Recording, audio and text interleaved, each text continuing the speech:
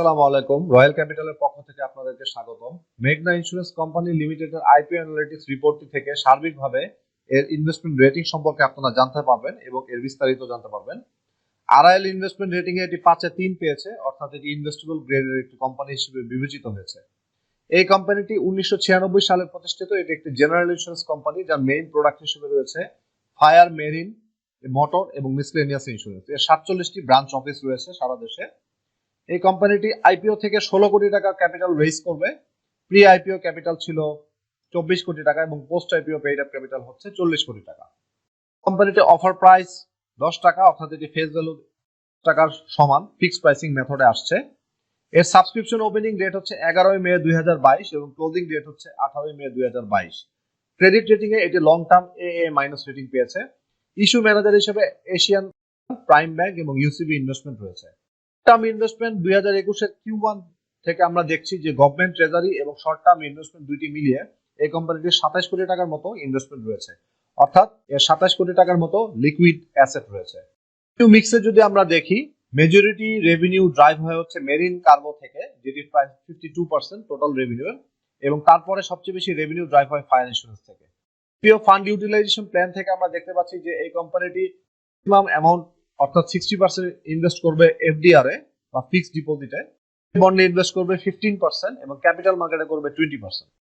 এবং market factor আন্ডারে যদি দেখি যে ইন্স্যুরেন্স ইন্ডাস্ট্রি সাইজ হচ্ছে 37,000 কোটি টাকার মতো এবং 78টি রয়েছে, এর মধ্যে 32টি লাইফ ইন্স্যুরেন্স এবং 46টি non life. Gross premium growth হচ্ছে প্রতি বছরে 11% এর মতো। প্রিমিয়াম আর্নিংস হচ্ছে 12,000 কোটি টাকা।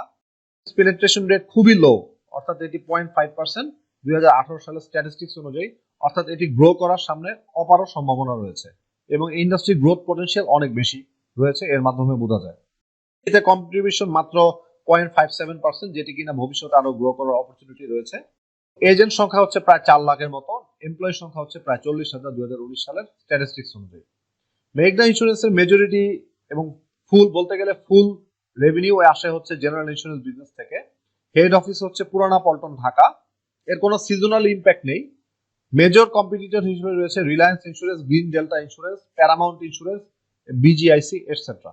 সারা দেশে এর কভারেজ রয়েছে এবং টোটাল এমপ্লয়ির সংখ্যা 855 জন, অর্থাৎ এটি একটি মিডিয়াম সাইজের ইন্স্যুরেন্স কোম্পানি। এখানে আর্নিং পার শেয়ার এবং রিটার্ন অন ইকুইটি দুইটি গ্রাফ থেকে আমরা দেখতে পাচ্ছি যে কোম্পানিটি পিয়ার কোম্পানির তুলনায় কিছুটা খারাপ পারফর্ম করেছে অথবা পুয়ার পারফর্ম করেছে, কিনা বিনিয়োগকারীদের জন্য একটি বিবেচ্য বিষয়। রিস্ক ফ্যাক্টরে যদি আমরা দেখি যে মেজর রিস্কটা হচ্ছে যে ক্যাপিটাল মার্কেটে এই কোম্পানিটি যে ইনভেস্টমেন্ট করেছে এ যাবৎকাল এবং সামনে আইপিও টাকা থেকে যে ইনভেস্টমেন্টটা করবে সেটার কিন্তু ঝুঁকি রয়েছে, এবং ক্যাপিটাল মার্কেট যেহেতু হাইলি রিস্কি মার্কেট, এই কারণে দেখা গেছে যে এই কোম্পানিটির পক্ষে সবসময় সিকিউর রিটার্ন জেনারেট করা সম্ভব না হতে পারে। স্ট্যাটিস্টিক্যাল মেজারে যদি আমরা দেখি যে রেভিনিউ এর বেসিসে স্ট্যান্ডার্ড ডেভিয়েশন হচ্ছে 95 মিলিয়ন টাকা, নেট প্রফিটে 5 মিলিয়ন টাকা। কোএফিসিয়েন্ট ভ্যারিয়েন্সে যদি আমরা দেখি যে রেভিনিউর ক্ষেত্রে যে 28% এবং নেট প্রফিটের ক্ষেত্রে এটি 33%, অর্থাৎ বিজনেস রিস্কটা মডারেট লেভেলে রয়েছে। বর্ড ডাইরেক্টরিতে যদি আমরা দেখি যে মুশফিক রহমান উনি চেয়ারম্যান হিসেবে রয়েছেন এবং 17 বছরের অভিজ্ঞতা রয়েছে সিমিলার লাইনে, এবং এরপরে যে ডিরেক্টররা রয়েছেন তাদেরও সিমিলার লাইনে ভালো অভিজ্ঞতা রয়েছে। ম্যানেজমেন্টের যথেষ্ট দক্ষতা রয়েছে এবং অভিজ্ঞতা রয়েছে। ফাইন্যান্সিয়াল পারফরমেন্সে যদি আমরা দেখি যে ইকুইটি গ্রোথ 31% বিগত 5 বছরে অ্যানুয়ালি এই কোম্পানিটা জেনারেট করতে পেরেছে। অ্যাসেট গ্রোথ হয়েছে 16%, নেট প্রিমিয়াম গ্রোথ হয়েছে 31%। এই কোম্পানিটির এক্সপেন্স ম্যানেজমেন্টটা খুব ভালো, এটির এক্সপেন্স লোয়ার লেভেলে রয়েছে, এবং নেট প্রফিট গ্রোথ হচ্ছে 62%, যেটি কিনা বিনিয়োগকারীদের জন্য একটি সুখবর। এই কোম্পানিটির প্রফিটেবিলিটি কিছুটা কম, বিশেষ করে রিটার্ন অন ইকুইটি এবং রিটার্ন অন অ্যাসেট এই দুইটা রেশিও যদি আমরা দেখি, এই কোম্পানিটির রিটার্ন অন ইকুইটি কিন্তু কস্ট অফ ইকুইটি প্রায় সমান 9%, অর্থাৎ এখান থেকে যদি বেশি রিটার্ন অন ইকুইটি জেনারেট না করা সম্ভব হয় তাহলে কোম্পানিটির ভ্যালু ম্যাক্সিমাইজেশন নাও হতে পারে। এই কোম্পানিটির আরেকটি বিষয় হচ্ছে যে ডিভিডেন্ড হিস্টোরিটা একটু কম, অর্থাৎ 2020 এবং 2021 Q1 সময়ের মধ্যে এই কোম্পানিটি ডিভিডেন্ড দিয়েছে, ক্যাশ ডিভিডেন্ড দিয়েছে। এর আগের বছরগুলোতে এই কোম্পানিটি ডিভিডেন্ড দিয়ে থাকেনি, বিশেষ করে 18-19-এ দেয় না, কিন্তু 17 সালে 5% দিয়েছে, অর্থাৎ ডিভিডেন্ড হিস্টোরিটা একটু কম হলেও আছে।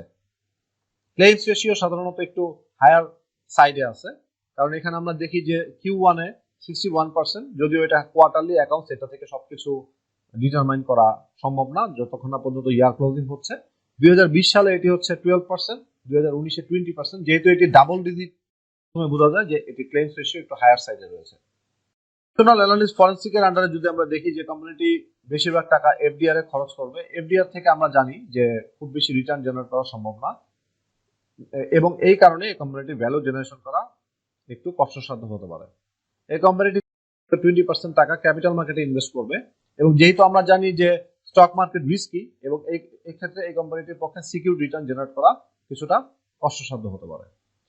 সার্বিকভাবে কোম্পানিটি ম্যানেজমেন্ট কোয়ালিটিতে 5 এ 4 পেয়েছে, ফাইন্যান্সিয়াল পারফরম্যান্সে 5 এ 2 পেয়েছে, পটেনশিয়াল ইন্ডাস্ট্রি এবং বিজনেস গ্রোথে 5 এ 3 পেয়েছে, প্ল্যান ইউজ অফ আইপিও তে 5 এ 3 পেয়েছে, এবং রিস্ক অ্যাসেসমেন্টে 5 এ 3 পেয়েছে, এবং অন অ্যান এভারেজ এটি 5 এ 3 লেভেলে অবস্থান করছে, অর্থাৎ এটি ইনভেস্টেবল কোম্পানি হিসেবে বিবেচিত হয়েছে। সুধীমণ্ডলী, এই ছিল আমাদের আইপিও অ্যানালিটিক্স সম্পর্কিত আলোচনা। আমাদের আলোচনাটি ভালো লেগে থাকলে লাইক শেয়ার দিবেন। সবাই আমাদের সাথে থাকুন। আসসালামু আলাইকুম। আল্লাহ হাফেজ।